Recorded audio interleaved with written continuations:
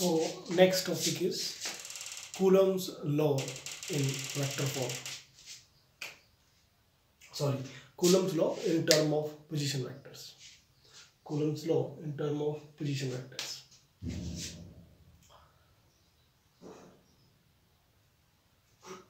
तो इस चैप्टर पे, इस टॉपिक पे हम लोग कूलम्स लॉ स्टडी करेंगे in terms of position vectors, which means कि जो भी हम लोग पॉइंट चार्जेस कंसीडर करेंगे उनके पोजीशन वेक्टर्स भी हम लोगों को आर्टिकल्स में मैथमेटिकल प्रोसेस में मेंशन करने होंगे। तो किस तरह से आर्टिकल करेंगे आप लोग देखना in term of position vectors. So consider two charges, one is Q1, second one is Q2, having position vectors R1 and R2। ठीक है, तो दो आप लोग चार्जेस लें, point charges Q1 and Q2, both are stationary, और उनके जो पोजीशन वेक्टर्स हैं वो है R1 और R2।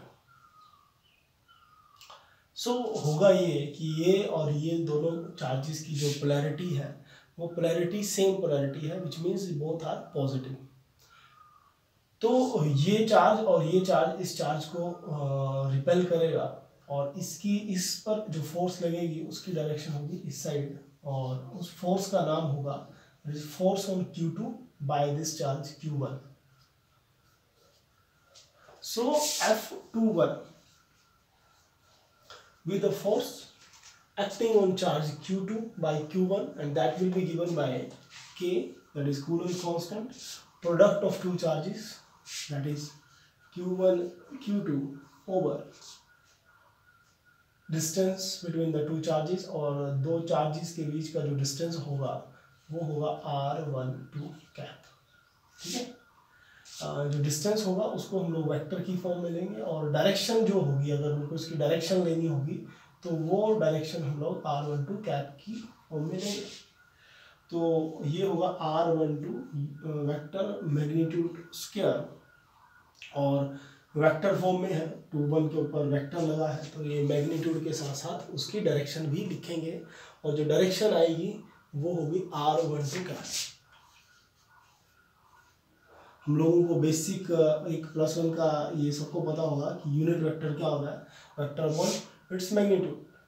So it will become R12 square, और मैं इसको लिखूंगा वेक्टर, इसका यूनिट वेक्टर हटाऊंगा और वेक्टर अपॉन इट्स मैग्नीट्यूड।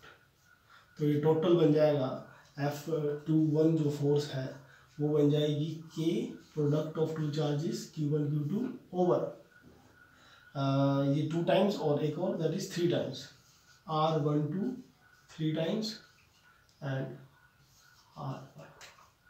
इसी पे हम लोग अभी triangle law of vector addition use करेंगे, और ट्राइंगल कौन सी ट्राइंगल लेंगे, ये ओरिजिन और ये point that is Q1, suppose करो इस पॉइंट का नाम A रखते हैं, और पॉइंट B इसका नाम B रख देते हैं जिस पर चार्ज Q2 प्लेस्ड है। So in triangle OAB according to triangle law of vector addition, अगर triangle law of vector addition लगाएं तो दो ऐसे वेक्टर्स जो एक डायरेक्शन में जा रहे हैं, direction means clockwise and anti clockwise, तो R1 वेक्टर की डायरेक्शन ये एरो शो कर रहा है इस साइड, और R12 की डायरेक्शन, तो ये both are in same direction. ठीक है, ये डायरेक्शन दोनों की, तो R1 plus R12 will be equal to ये R2 वेक्टर की डायरेक्शन ऑपोजिट है, क्योंकि इन दोनों की डायरेक्शन इस तरफ आ रही है, ये इस तरफ, देन फिर इस साइड दैट इज क्लॉकवाइज, और ये है anti clockwise, that will be equal to R2। तो इधर से R12 vector will be equal to R2 vector minus R1। तो R12 की वैल्यू इस इक्वेशन पे पुट कर दें तो F21 force will be equal to K product of two charges, और R12 की जगह लिखेंगे हम लोग R2 माइनस R1 वेक्टर, और डिवीजन पे लिखें आप लोग R2 minus R1 vector magnitude Q। So what is this, it is the force on Q2 due to Q1. Force on this charge Q2 due to this Q1. Similarly, this Q2 will act force on Q1 and its direction will be towards this side. So that means force on 1 by 2, और ये force on 1 by 2 will be equal to K product of two charges Q1 Q2 over अब इस बार ये process आप लोगों का बदल जाएगा। जब 2 1 था तो 2 और 1 आया, जब 1 2 है तो इस पर आएगा R1 minus R2 magnitude Q और R1 माइनस R2। ठीक है, इसके स्टेप बाय स्टेप अगर आपको इसको अंडरस्टैंड करना होगा तो सेम इसी वे से आप लोग इसको सॉल्व करना। मैंने डायरेक्ट इसी के बाद इसका डायरेक्ट रिजल्ट लिख रहा हूँ, आप लोग भी ऐसा एग्जाम में लिख सकते हैं। R12 equal to K Q1 Q2 R1 minus R2 और R1 माइनस R2। आप अच्छे से रिजल्ट थोड़ा माइंड पे रखना। 2 1 2 और 1, ठीक है, 2 1 सेम 1 2 तो 1 2 1 2। थोड़ा सा आप लोग माइंड पे रखना। ये क्यों आ रहा है वो ट्रायंगल ऑफ वेक्टर एडिशन से आप लोगों को अच्छे से समझ आएगा।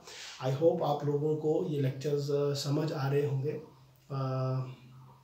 आप लोग अब ये लेक्चर्स अपने बाकी दोस्तों के साथ भी शेयर करें और बाकी स्कूल्स के जो स्टूडेंट्स हैं उनके साथ भी आप लोग शेयर करें। Thank you.